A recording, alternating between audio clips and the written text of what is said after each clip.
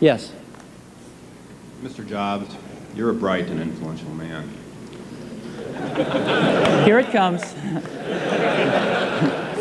It's sad and clear that on several counts you've discussed, you don't know what you're talking about. I would like, for example, for you to express in clear terms how, say, Java, in any of its incarnations, addresses the ideas embodied in OpenDoc. And when you're finished with that, perhaps you could tell us what you personally have been doing for the last 7 years.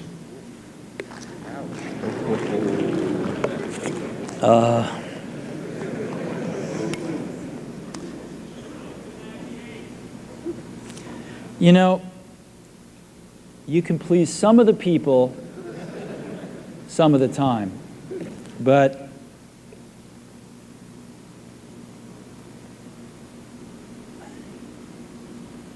one of the hardest things when you're trying to affect change is that people like this gentleman are right in some areas. I'm sure that there are some things OpenDoc does, probably even more that I'm not familiar with, that nothing else out there does. And I'm sure that you can make some demos, maybe a small commercial app that demonstrates those things. The hardest thing is, how does that fit in to a cohesive, larger vision that's going to allow you to sell $8 billion, $10 billion of product a year? And one of the things I've always found is that you've got to start with the customer experience and work backwards to the technology. You can't start with the technology and try to figure out where you're going to try to sell it. And I've made this mistake probably more than anybody else in this room. And I've got the scar tissue to prove it. And I know that it's the case. And as we have tried to come up with a strategy and a vision for Apple, it started with what incredible benefits can we give to the customer? Where can we take the customer? Not starting with, let's sit down with the engineers and figure out what awesome technology we have, and then how are we going to market that. And I think that's the right path to take. I remember with the LaserWriter, we built the world's first small laser printers, you know. And there was awesome technology in that box. We had the first Canon laser printing, cheap laser printing engine in the world, in the United States here at Apple.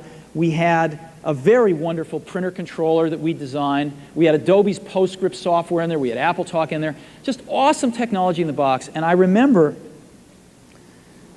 seeing the first printout come out of it and just picking it up and looking at it and thinking, you know, we can sell this. Because you don't have to know anything about what's in that box. All we have to do is hold this up and go, do you want this? And if you can remember back to 1984, before laser printers, it was pretty startling to see that. People went, whoa, yes. And that's where Apple's got to get back to. And, you know, I'm sorry that OpenDoc's a casualty along the way, and I readily admit there are many things in life that I don't have the faintest idea what I'm talking about. So I apologize for that too. But there's a whole lot of people working super, super hard right now at Apple. You know, Avi, John, Guarino, Fred. I mean, the whole team is working, burning the midnight oil, trying to, and people, you know, hundreds of people below them, to execute on some of these things, and they're doing their best. And I think that what we need to do, and some mistakes will be made, by the way. Some mistakes will be made along the way. That's good, because at least some decisions are being made along the way. And we'll find the mistakes, we'll fix them. And I think what we need to do is support that team going through this very important stage as they work their butts off. They're all getting calls, being offered 3 times as much money to go do this, do that, the valley's hot, and none of them are leaving.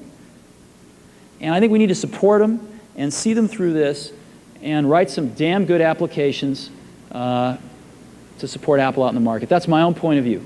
Mistakes will be made. Some people will be pissed off. Some people will not know what they're talking about. But I think it is so much better than where things were not very long ago. And I think we're going to get there.